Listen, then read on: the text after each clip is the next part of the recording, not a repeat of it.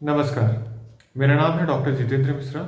मैं आपके वाराणसी क्षेत्र में एक स्त्री रोग विशेषज्ञ एवं एनोरेक्टल सर्जन हूँ। तो आज का हमारा टॉपिक रहेगा पीआईडी। तो आज पीआईडी क्या होता है?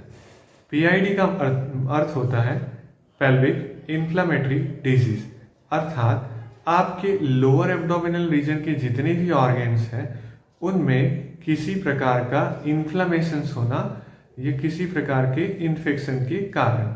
और जब ये होता है तो आपको अनेकों प्रकार के योनि मार्ग से स्राव चालू होते हैं, कभी सफ़ेद, कभी पीला, कभी हरा, कभी आपको दही के जैसा कर्डी वाइट होता है।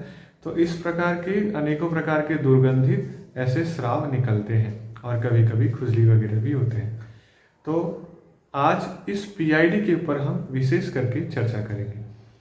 पीआईडी का मीनिंग होता है पेल्विक इन्फ्लेमेटरी डिजीज, जिसमें कि अपर जेनाइटल ट्रैक्ट में इन्फेक्शन होता है due to lower genital tract में किसी प्रकार के इन्फेक्शन है। तो मान लीजिए आपके लोअर जेनाइटल ट्रैक्ट अर्थात वजाइना, सर और उसके सर्विक्स के आसपास का जो पार्ट्स है उसमें अगर किसी प्रकार के इन्फेक्शंस वगैरह होते हैं तो ये इन्फेक्शन अगर इसको प्रॉपरली ट्रीट ना किया गया तो ये अपर जेनाइटल ट्रैक्ट की तरफ जाते हैं, अर्थात यूट्रस, फैलोपियन ट्यूब और ओवरीज, इसके साथ साथ पेरिटोनियम।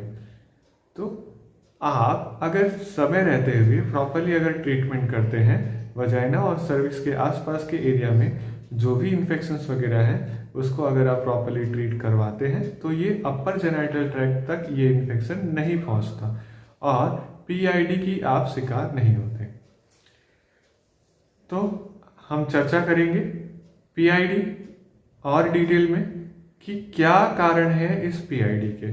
तो नॉर्मली ये देखा गया है कॉजेटिव ऑर्गेनिज्म में कि ज़्यादातर इन्फेक्शन होने के कारण ही लोअर जेनाइटल ट्रैक्ट, सर्विक्स और वजाइना में योनि मार्ग में इन्फेक्शन होने के कारण ये अगर सही समय पर इलाज नहीं करवाया गया और ध्यान नहीं दिया गया, प्रॉपर ट्रीटमेंट नहीं किया गया तो ये इन्फेक्शन ऊपर की तरफ बढ़ते हैं आपके योनि मार्ग से, धीरे धीरे गर्भाशय मुख की ओर, फिर गर्भाशय की ओर, गर्भनली की ओर, अंडाशय की ओर और फिर पेट में फैलने लगते हैं। और उसके वजह से आपको अनेकों प्रकार के वाइट डिस्चार्ज, येलोइश डिस्चार्ज या फिर हरा कलर का डिस्चार्ज या फिर मिक्स्ड कलर के डिस्चार्ज या कभी कभी कर्डी वाइट भी डिस्चार्ज, ये सब होने लगते हैं। तो ये आपने समझा कि कॉजेटिव ऑर्गेनिज्म की वजह से क्या क्या होते हैं। अब ये कॉजेटिव ऑर्गेनिज्म में क्या क्या आते हैं, अक्सर ये देखा जाता है कि कॉजेटिव ऑर्गेनिज्म में most of the time sexually transmitted जो इन्फेक्शंस होते हैं या इन्फेक्टिव ऑर्गेनिज्म होते हैं उसके कारण होता है। जिनके पास जो स्त्रियां मल्टीपल सेक्स पार्टनर्स वगैरह जिनके होते हैं उनमें ये इन्फेक्शन ज़्यादा देखे जाते हैं और यही कारण है कि यह इन्फेक्शन ज़्यादातर 16 to 25 या 30 तक के एज में ही अक्सर देखा जाता है। लेकिन ऐसा नहीं है कि इसके बाद नहीं दिखाई देता, इसके बाद भी दिखाई देता है। और डिटेल में हम आगे बढ़ रहे हैं कि इन्फेक्टिव ऑर्गेनिज्म में खास करके सेक्सुअली ट्रांसमिटेड इन्फेक्टिव ऑर्गेनिज्म है जिसमें कि हम ये देखते हैं कि क्लैमाइडिया, ट्रैकोमैनिसिस और कैंडिडा अल्बिकन्स ये ज़्यादातर देखे जाते हैं। कभी कभी निजेरिया गोनोरिया भी आते हैं और इसके अलावा ई कोलाई, स्ट्रिप्टोकोकस, फिर क्लैप्सिएला और अनेकों प्रकार के कभी कभी एनोरोबिक बैक्टीरिया, एरोबिक बैक्टीरिया के साथ साथ वो भी होते हैं। और कभी कभी ये भी होता है कि ग्राम पॉजिटिव और बैक्टीरिया तो है ही, इसके अलावा ग्राम नेगेटिव बैक्टीरिया भी यहाँ आ जाते हैं और फंगल इन्फेक्शंस भी इसमें हो जाते हैं। तो मिक्स्ड इन्फेक्शन होने के कारण और प्रोटोजोअल इन्फेक्शंस भी हो जाते हैं। तो ये अगर इस प्रकार के मिक्स्ड इन्फेक्शंस हैं तो उसको हम कहते हैं पेल्विक इन्फ्लेमेटरी डिजीज, क्योंकि उसमें मिक्स्ड इन्फेक्शन होने के कारण ये ट्रीटमेंट आप करते हो तो उसको वो ठीक नहीं हो पाता और वो धीरे धीरे पेल्विक रीजन की ओर बढ़ता है और ये ultimately pelvic inflammatory disease cause करता है। ये अब हम बात करेंगे ये किन में होता है। जैसा कि मैंने पहले कहा था ये ज़्यादातर 16 से लेकर के 30 साल की उम्र के आसपास के लेडीज में ज़्यादातर होता है और उसमें भी फीमेल्स में ज़्यादा होता है। और इसके अलावा ये देखा गया है कि जो स्त्रियां मेंस्ट्रुअल साइकिल जिनके चालू है उनमें ये देखे जाते हैं। तो क्या इसका मतलब ये है कि जिनमें मेंस्ट्रुएशन नहीं होता उनमें नहीं होता? हाँ, अक्सर जिनमें मेंस्ट्रुएशन नहीं होता उनमें ये इन्फेक्शन एक जगह से दूसरी जगह नहीं जा पाते।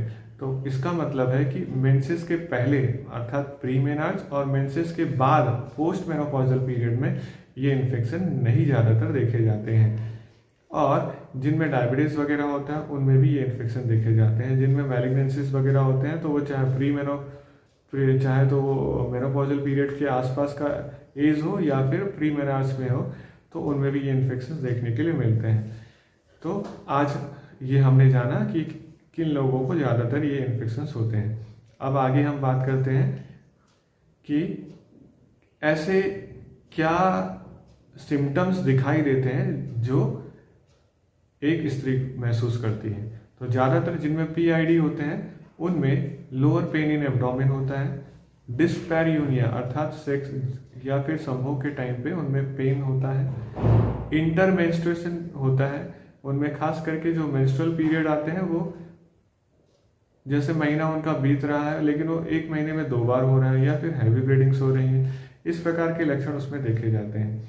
इसके अलावा वाटरी डिस्चार्ज, बहुत ज़्यादा एबनॉर्मल वाटरी डिस्चार्ज होते हैं जो कि कलरफुल्स होते हैं। जिस इन्फेक्शंस की अधिकता होगी उसके हिसाब से उसके कलर्स आएंगे। मान लीजिए फंगल इन्फेक्शंस हैं तो उसमें कर्डी वाइट डिस्चार्ज होंगे, बैक्टीरियल हैं तो उनमें येलोइश या ग्रीनिश होगा। तो इसी प्रकार के मिक्स्ड इन्फेक्शंस होने की वजह से आप ऐसे सिम्टम्स एक स्त्रियों में देखने के लिए आपको मिलता है। और इस ऐसे ही इन्फेक्शंस अगर समय रहते हुए इलाज ना किया गया तो ये जब पेरिटोनियल रीजन तक अगर इन्फेक्शंस फैल जाते हैं तो उनमें ये देखा जाता है कि जब आपके अंदर एब्डोमेन के रीजन में भी इन्फेक्शंस फैल रहे हैं तो धीरे धीरे वहाँ पर फ्लूइड एक्यूमुलेशन होने लगता है, फ्लूइड जमा होने लगता है। तो वो फ्लूइड जमा होने के कारण और इन्फेक्शंस पेट में सभी जगह फैलने लगते हैं और हमेशा आपको लोअर एब्डोमिनल रीजन में पेन बना हुआ रहता है और इसके वजह से टेम्परेचर फीवर भी आने लगते हैं। और इसके अलावा नौसिया, वोमिटिंग लाइक्स ये सब भी महसूस होने लगते हैं। अब हम बात करेंगे कि डायग्नोसिस कैसे करेंगे। तो डायग्नोसिस के लिए जब आप डॉक्टर्स के पास जाते हो तो डॉक्टर आपको एब्डोमिनल एग्जामिनेशन करता है पेल्विक रीजन का। तो पेल्विक रीजन में देखता है कि वो लोअर नाभि के नीचे का हिस्सा है, जब वो प्रेस करता है तो आपको वहाँ पर दर्द, यूट्रस के आसपास के एरिया में दर्द होता है, अर्थात लोअर एब्डोमेन रीजन में जहाँ यूट्रस है वहाँ आपको दर्द हल्का हल्का महसूस होता रहेगा। इसके अलावा फीवर आपको रहता है, तो ये फीवर रहता है, कारण यही है कि इन्फेक्शन वहाँ पर फैला हुआ है। तो डायग्नोसिस में पहला देखेंगे पेल्विक एग्जामिनेशन, दूसरा देखेंगे अल्ट्रासाउंड करेंगे, उसमें देखेंगे कि अगर फ्लूइड एक्यूमुलेशन वगैरह है तो आपको अल्ट्रासाउंड में दिखाई देगा, सोनोग्राफी में आपको दिखाई देगा, तो आप यूएसजी एब्डोपेल्विस करेंगे तब। तीसरा आपको कल्चर करवाना है। कल्चर किसका करवाना है? जो भी डिस्चार्ज हो रहे हैं उसके आपको कल्चर करवाना है और उस कल्चर एंड सेंसिटिविटी के हिसाब से आपको अपना ट्रीटमेंट और ड्रग ऑफ चॉइस जो भी आप एंटीबायोटिक्स का सिलेक्शन करना चाहते हैं वो उस बैक्टीरिया के हिसाब से, उस इन्फेक्शन के हिसाब से आप सेलेक्ट करते हैं। इसके बाद यूरिन टेस्ट भी आप करवा सकते हैं कि क्या ये यूरिन में भी इन्फेक्शन वगैरह है या नहीं, ब्लैडर तक इन्फेक्शन गया है या नहीं, उसके लिए भी आप यूरिन टेस्ट वगैरह भी करवा सकते हैं। सीबीसी करवाएंगे तो उसमें WBC काउंट बहुत बढ़ा हुआ मिलेगा, ESR भी बढ़ा हुआ मिलेगा। इसके अलावा आप अगर चाहते हैं तो अगर फ्लूइड एक्यूमुलेट हो चुका है तो आप एक निडल के द्वारा, इंजेक्शन के द्वारा एब्डोमेन में जो कलेक्टेड फ्लूइड है उनको निकाल के उनको एग्जामिनेशन के लिए भेज सकते हैं। उनका भी कल्चर एंड सेंसिटिविटी टेस्ट करवा सकते हैं जिससे कि किस बैक्टीरिया की वजह से ये इन्फेक्शन है उसको हम देख सकते हैं। और लास्ट ऑप्शन हम क्या करते हैं डायग्नोसिस के लिए, हम लैप्रोस्कोपी अर्थात दूरबीन के द्वारा एब्डोमेन के अंदर हम एक छोटा सा सर्जिकल प्रोसीजर है, नाभि के आसपास के एरिया में हल्का सा कट करके अंदर की तरफ देखते हैं कि कहाँ पर फ्लूइड वगैरह एक्यूमुलेट हुआ है या ये इन्फेक्शन कहाँ तक फैला है, इसको हम अच्छे से देखते हैं। तो इस प्रकार आपने समझा कि हम पीआईडी क्या है, पीआईडी के कॉजेटिव ऑर्गेनिज्म क्या है, पीआईडी किसे होता है, पीआईडी के क्या क्या सिम्टम्स है, पीआईडी के क्या क्या डायग्नोसिस है, और अब हम बात करेंगे पीआईडी के क्या ट्रीटमेंट है। ट्रीटमेंट प्रोटोकॉल में नॉर्मली हम दो प्रकार के प्रोटोकॉल को फॉलो करते हैं। पहला ओरल थेरेपी और दूसरा पैरेंट्रल या इंजेक्टेबल थेरेपी। ओरल थेरेपी में हम क्या करते हैं, डिपेंडिंग अपॉन द ऑर्गेनिज्म हम एक ग्राम पॉजिटिव ऑर्गेनिज्म या ग्राम नेगेटिव ऑर्गेनिज्म इनको देखते हुए इसके हिसाब से हम एक एंटीबायोटिक का सिलेक्शन करते हैं। जैसे हमने क्या किया, मुझे जैसे अगर ओरल थेरेपी अगर देना है तो मैं क्या करूँगा, 3rd जनरेशन सेफेलोस्पोरिन ग्रुप के मेडिसिन को सिलेक्ट किया जाएगा। इसके साथ में आपको doxycycline 100 mg BD for 14 days, और अगर एनारोबिक होगा तो उसके लिए आप मेट्रोनिडाजोल भी उसमें, या फिर आप लग रहा है कि प्रोटोजोल इन्फेक्शन वगैरह भी है तो आप plus minus metronidazole 400 mg BD for 14 days आप स्टार्ट कर सकते हैं। अब हम इंजेक्टेबल थेरेपी की बात करेंगे। इंजेक्टेबल थेरेपी में भी सेम ऐसा ही है, doxycycline 100 mg BD for 14 days, metronidazole है वो भी आप क्या कर सकते हैं 400 mg BD for 14 days orally दे सकते हैं। अगर आप IV देना चाहते हैं तो IV भी दे सकते हैं। और सेफ्ट्रिएक्सोन जो इंजेक्शन है, सेफ्ट्रिएक्सोन इंजेक्शन 250 मिलीग्राम IM या IV ये once in a day single dose के रूप में ये हम 14 डेज तक लगातार देते रहेंगे, और इस प्रकार हम अपने PID के पेशेंट को ट्रीट करने की कोशिश करेंगे।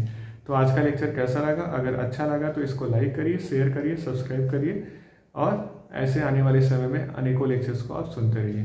धन्यवाद।